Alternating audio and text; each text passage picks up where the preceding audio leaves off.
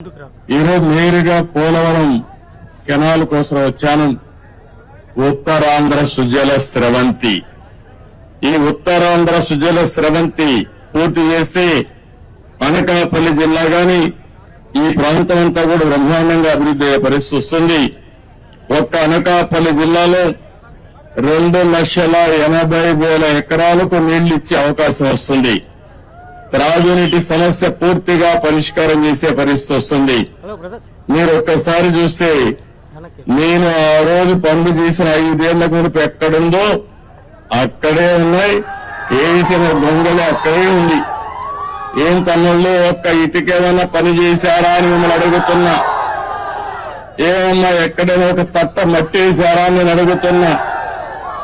వీళ్ళు చేసింది గోతులు దిగారు, గుంతలు తీశారు, బాగు చేయలేదు కానీ గుంతలు తీసే పరిస్థితికి వచ్చారు. ఈ రోజు మీరందరూ ఆలోచిస్తే Uttarandhra Sujala Sravanthi left main canal 214 కిలోమీటర్లు రావాలి. ఇప్పుడే దీనిపైన మీరు ఒకసారి చూస్తే పోలవరం నేను 72% ఆ రోజు పూర్తి చేస్తే ఈ దుర్మార్గులు వచ్చి 72% పూర్తి చేసిన డయాఫామ్ వాళ్ళు పూర్తయితే దాన్ని గోదావరిలో కలిపేశారు.